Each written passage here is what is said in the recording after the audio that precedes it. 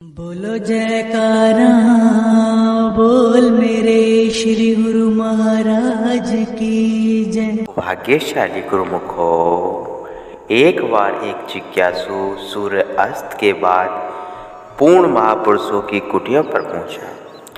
कुटिया के द्वार बंद था। जिज्ञासु ने द्वार खटखटाया तो अंदर से आवाज आई, कौन है?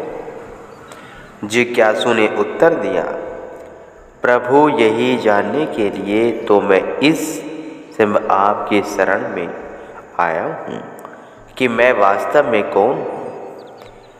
यह जिज्ञासु ही इस समय मुझे यहाँ खींच लाई है। जिज्ञासा ही इस समय मुझे यहाँ खींच लाई है।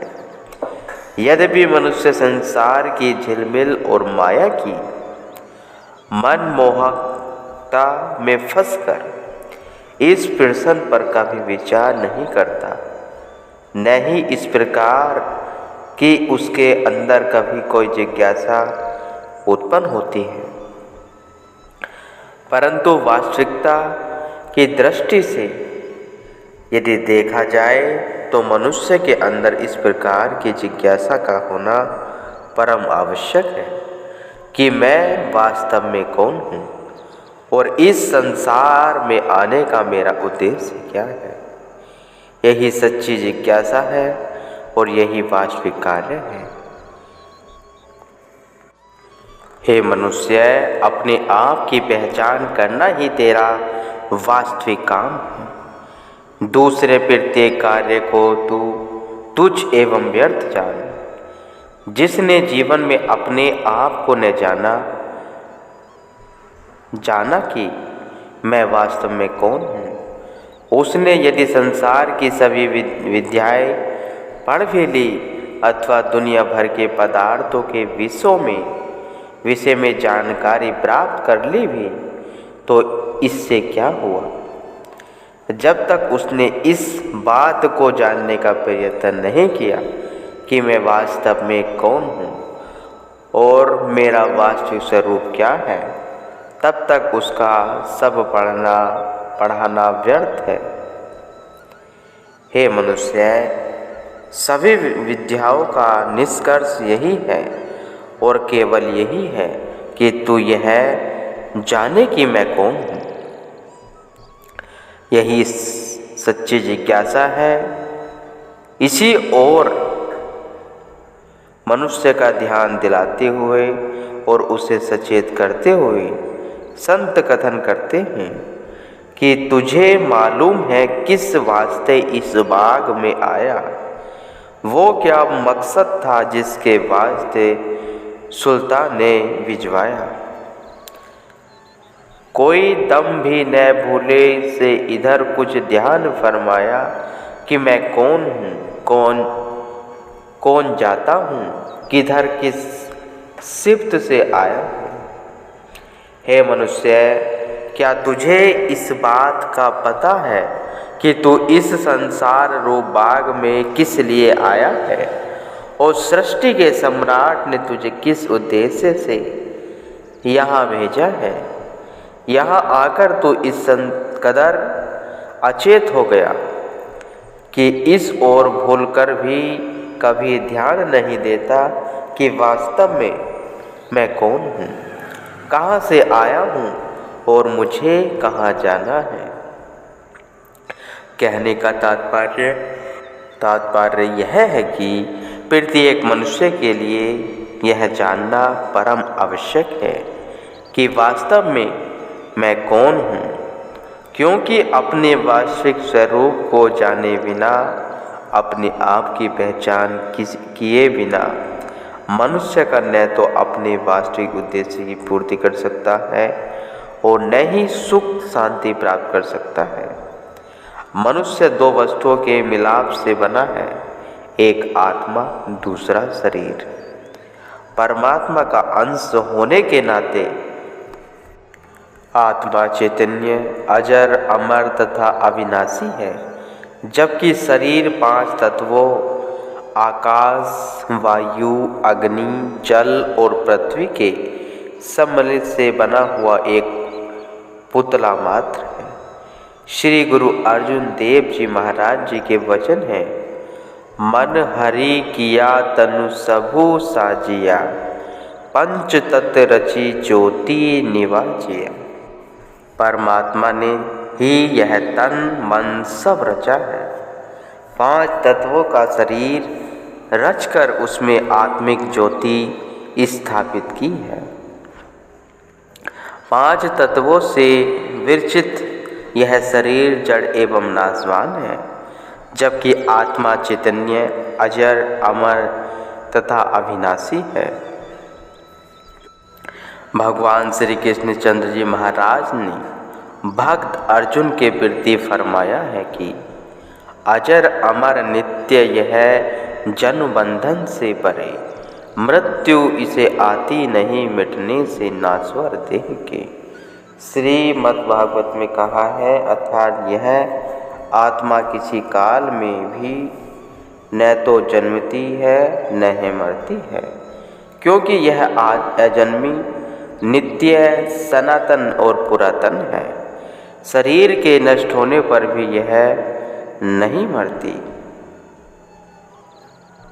इस आत्मा को शस्त्र नहीं काट सकती, इसको आग नहीं जला सकती, इसको जल नहीं गला सकता और वायु नहीं सुखा सकती, क्योंकि यह आत्मा अच्छेद है। यह आत्मा अध्रा है, अक्लेग है, निसंदेह ऐश्वर्य है तथा यह आत्मा नित्य सर्वव्यापी अचल स्थिर रहने वाली और सनातन है।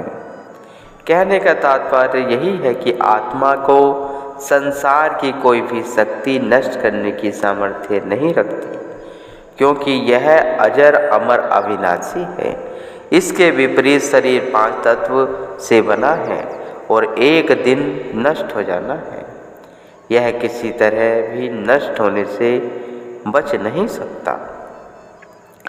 बाली के निधन पर जब शोक से संतृप्त तारा अपने पति के वियोग में विलाप करने लगी, तब भगवान श्री रामचंद्र जी ने ज्ञानोपदेश देकर उसके शोक का अंत किया। इस प्रसंग का वर्णन भी श्री रामचरितमानस में इस प्रकार है। भगवान श्री रामचंद्र जी ने बाली को अपने परम धाम भेज दिया। नगर के सब लोग व्याकुल होकर दौड़े। बाली की स्त्री तारा अनेकों प्रकार से विलाप करने लगी। केस खुल गए और देह की सुधि न रही। तारा को इस प्रकार व्याकुल देखकर भगवान ने उसे ज्ञान देकर उसका समस्त अज्ञान हर लिया। भगवान ने कहा कि हे तारा, पृथ्वी जल अग्नि आकाश और वायु, इन 5 तत्वों द्वारा विरचित यह शरीर अनित्य है। यदि शरीर के लिए रुदन करती हो तो वह शरीर प्रति से तुम्हारे सामने सोया हुआ है, और यदि आत्मा के लिए रुदन करती हो तो वह आत्मा तो नित्य है। फिर उसके लिए तेरा रोना कैसा। ये वचन सुनकर तारा के हृदय में ज्ञान की उत्पत्ति हुई। तब भगवान के चरणों में गिरकर उसने परम भक्ति का वरदान मांगा। आत्मा चैतन्य सत्ता है, जबकि शरीर जड़ है।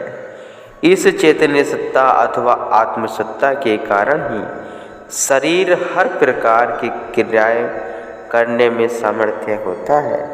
इसे चैतन्य सत्ता के अभाव में वह निर्जीव और निष्प्राण हो जाता है, और तब वह किसी प्रकार की क्रिया करने में सामर्थ्य नहीं होता। अन्य शब्दों में यूँ कहा जा सकता है कि आत्मसत्ता ही शरीर का जीवन आधार है। एक बांसुरी का प्रमाण लो। बांसुरी में न तो कोई सुर है और न ही उसमें किसी सुर को निकालने की शक्ति है। उसमें से सुर तो तभी निकलते हैं जब वह बांसुरी बजाने वाले के हाथों में आ जाती है। बांसुरी बजाने वाले जैसे सुर उसमें से निकालना चाहता है, उसी प्रकार के सुर बांसुरी के छेदों में से निकलते हैं। वे जान बांसुरी में ऐसी शक्ति नहीं है कि वह मन को मोह लेने वाला स्वर निकाल सके। यह शक्ति तो वस्तुतः बांसुरी बजाने वाले के हाथों में है। वही बांसुरी में प्राण डालता है, अन्यथा बांसुरी तो निष्प्राण है। इसी प्रकार कठपुतली स्वयं कुछ कर सकने के सामर्थ्य नहीं रखती जब तक कि उसमें कोई काम लेने वाला न हो। काठ की पुतली में उछलने कूदने, लड़ने भिड़ने अथवा नृत्य करने की शक्ति कहाँ? यह शक्ति तो वस्तुतः उस व्यक्ति में है जिसके हाथों में कठपुतली की डोर है। वह जिस प्रकार चाहता है उसे नचाता है। उसी की सत्ता से ही कठपुतली अनेक प्रकार के खेल करती है, अन्यथा वह तो निष्प्राण है। जानकार मनुष्य इस बात को भली भांति जानता है, जबकि अज्ञानी जीव यही समझता है कि कठपुतली ही सब खेल कर रही है। ठीक इसी प्रकार शरीर का अस्तित्व भी आत्मा के कारण है और इस चैतन्य सत्ता के कारण शरीर सब कार्य करता है, अन्यथा शरीर तो जड़ है। आत्मसत्ता के अभाव में यह निर्जीव और निष्प्राण हो जाता है, तब वह किसी भी कार्य को करने के योग्य नहीं रहता। आज के भौतिकवादी मनुष्य आत्मा के अस्तित्व को न मानकर शरीर को ही सब कुछ समझते हैं, क्योंकि उनकी विचारधारा और बुद्धि केवल शरीर तक ही सीमित होती है। इसलिए आत्मा, परमात्मा और परलोक के अस्तित्व को वे मनाने के लिए कदापि तत्पर नहीं होते। लेकिन यह उनकी भूल वह अज्ञानता है। भूगोल का अध्यापक जब विद्यार्थी को पहाड़, मरुस्थलीय तथा समुद्र आदि के विषय में बतलाता है, तो विद्यार्थी अपने अध्यापक के कथन को सत्य मानकर उनके अस्तित्व पर विश्वास करते हैं। यदि कोई विद्यार्थी यह कहे कि मैंने चूंकि पर्वत अथवा मरुस्थल को नहीं देखा, इसलिए मैं किसी तरह भी उसका अस्तित्व मानने को तैयार नहीं हूँ, तो यह उसका व्यर्थ हठ और अज्ञानता है। इसी प्रकार विशेषज्ञों के अनुसार फलों और सब्जियों में अनेक प्रकार के विटामिन पाए जाते हैं। यदि कोई उनकी बात पर विश्वास न करे और विटामिनों के अस्तित्व को मानने में इनकार करे, तो यह उसका हठ और अज्ञानता है। वास्तविकता तो वास्तविकता ही है। उसके विषय में कहीं गई विशेषज्ञों की बात पर चाहे कोई विश्वास करे या न करे, इससे उसके अस्तित्व पर कोई प्रभाव नहीं पड़ता। हाँ, यह बात अवश्य है कि जो विशेषज्ञों की बात पर विश्वास करते हैं वे लाभ में रहते हैं। इसके विपरीत जो हठ पर खड़े रहते हैं और विशेषज्ञों की बात पर विश्वास नहीं करते, वे हानि उठाते हैं। महापुरुष परमार्थ जगत के विशेषज्ञ हैं और परमज्ञ होते हैं। आत्मा, परमात्मा, परलोक आदि का उन्हें पूरा ज्ञान होता है। महापुरुष उपदेश करते हैं और जीव को यह बतलाते हैं कि तुम शरीर नहीं हो जैसा कि तुम समझे बैठे हो, अपितु तुम्हारा वास्तविक स्वरूप तो कुछ और है। तुम तो आत्मा हो और परमात्मा का अंश हो। अधिकारी एवं संस्कारी जीव तो उनके कथन पर विश्वास करके लाभ उठा लेते हैं, लेकिन आम संसारी मनुष्य हठ पर खड़े रहकर अड़े रहकर महापुरुषों के वचन नहीं मानते, इससे उन लोगों की अपनी ही हानि होती है। आत्मा के विषय में भगवान श्री कृष्ण अर्जुन को उपदेश देते हुए फरमाते हैं, आत्म दिव्य स्वरूप की आभा हैरान इसे कोई देख कर, नेति कहे कोई सुनाता इसके आश्चर्य पेख कर, इसके चमत्कारों को सुनकर सोचता है यह क्या विषय। यह आत्मा तत्व बड़ा गहन है, साधारण व्यक्ति इसके स्वरूप को नहीं समझ सकते, उनके लिए यह आश्चर्य का ही विषय बना रहता है।